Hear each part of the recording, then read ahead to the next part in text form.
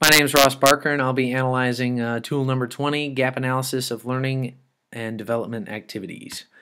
And the gap analysis of learning and development activities is designed not only to expose the gaps between those activities in practice and those activities that should be in practice, but also to measure the size of the gaps and to provide solutions for filling those gaps. It's designed to be simple, relevant, descriptive, adaptable, comprehensive, and clear. Requires explanation and specific detail rather than numeral ratings. I'll be applying this to Aldi Incorporated, a discount retail grocer at which I am currently employed. And these are all of the sections I will be including, and there'll be headings on each of the following slides. And each of these sections will answer the following three questions. Number one, what are we doing? Number two, what should we be doing? Number three, how do we fill the gap? Organizational learning can be defined as the process of creating, retaining, and transferring knowledge within an organization. The creation of knowledge at Aldi occurs at the top of the organization and is passed down through the hierarchy. It's slow. There's a communication, cooperation void between management, district level to store level, and even between store management and employees. Necessary information needs to move faster and not just trickle down. This can be seen in examples of recall products. They don't get off the shelf quick enough because store associates don't get the information fast enough. As far as knowledge retention goes, it's actually high at Aldi. Employees who open the store and stock products in the morning are responsible for keeping track of what product and how much of each product is received. And then they check their pick list to see if they were supposed to receive that amount. If not, they make a claim. And the store at which I work has consistently ranked below the inventory loss and miscount threshold of 0.4%, usually coming in at around 0.3%. We're also required to memorize 100 numbers called non-lookup codes. And this improves efficiency at the cash register for items such as produce or larger items, and these numbers are subject to change with changing seasons and trends. And information, like I said, needs to flow rapidly through the hierarchy, and it should not only be created by members at the top of the organization. Upper management needs to be more open to the ideas that store associates have. They're the ones in the trenches. They have great ideas. Transferring knowledge faster will be facilitated by clear posting of notices in the break room for employees to read as well. And there's very little evidence to support any claim that Aldi is developing its business as a learning organization. There's no incentive for Aldi employees to go above and beyond what they're required to do. So incentivize them. Learn more about the products that Aldi carries and how Aldi operates so they can answer any question that a customer might have. Offering incentive programs to employees for learning purposes will garner more commitment from employees. Maybe an Employee of the Month award would be warranted. Managers also need to take the time to show each individual employee where and how they could and should improve so that each employee has a clear goal and objective to achieve, as well as the tools to do so.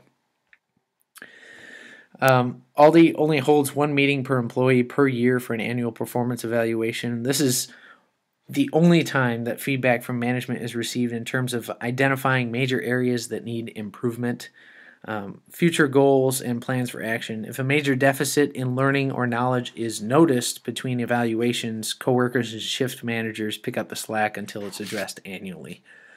So Aldi would be well served by having more than one evaluation per employee per year, or at least multiple one-on-one meetings, so there's not so much time wasted between the notice of a learning need and its correction. Management also needs to be willing to take the time to address the needed areas rather than allowing coworkers to fill the voids.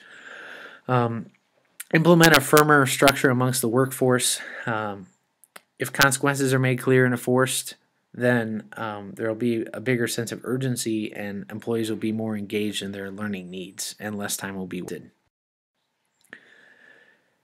If a need is indeed identified, management usually just suggests general actions that need to be taken in order to improve but they're always full of exceptions, and there's very little support and follow-up from management. So with such a small workforce, programs to meet identified needs should be personalized. Create a framework for how to address needs with input from employees. Support and follow-up are a must, and there should be very few exceptions to task fulfillment. And management is required to know exactly what it is that they want from their employees. And in order for this to occur, management first needs to free up time to implement the programs. Store manager needs to manage, not do everyday tasks. Needs to make sure their employees are well equipped to do their jobs. The first 4 hours on the job at Aldi entail sitting in front of a computer screen going over training manuals as to how to operate a floor jack, proper lifting techniques, cash handling, rules and regulations, stuff like that.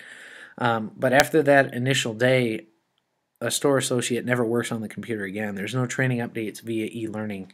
Everything is either posted in the break room or passed along by word of mouth. And I'm not so sure that the lack of e-learning after the first day on the job in a fast-paced workplace such as Aldi is such a bad thing. A lot of it's muscle memory and memorizing codes, which comes with on-the-job experience. And as long as they're doing well and in a safe manner, then everything covered in initial online training should be sufficient. I'm not really sure how you can train manual labor online. So it's imperative that management meets regularly with each employee to ensure that they're still capable of performing such tasks. And,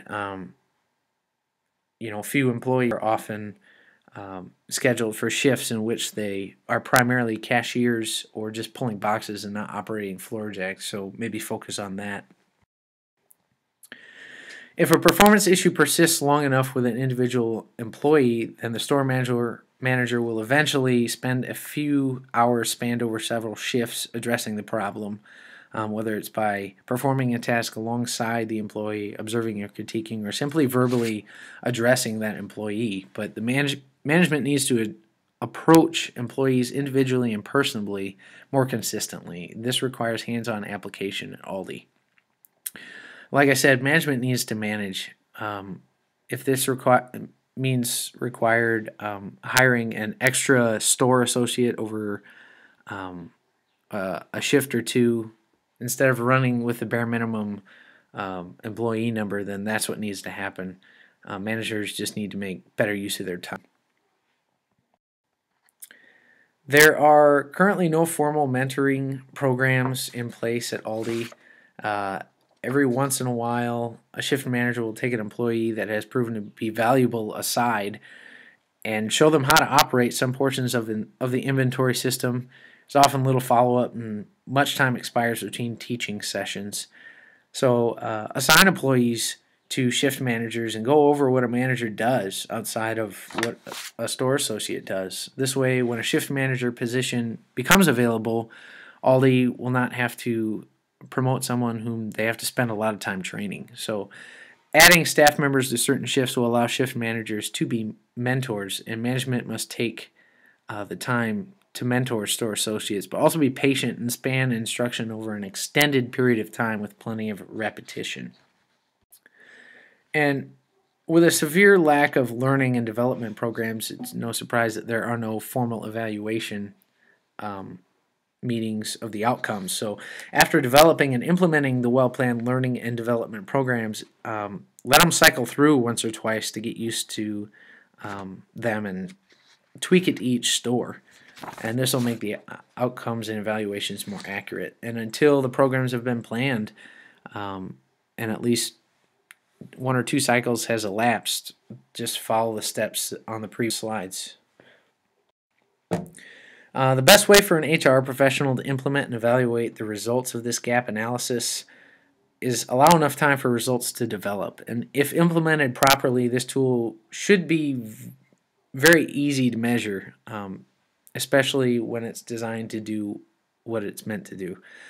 Specifically, something that would help Aldi overall open up the communication lines between management and employees, hold more store meetings, and allow enough time for these meetings to is crucial. I think time is arguably the most vital part of this entire tool.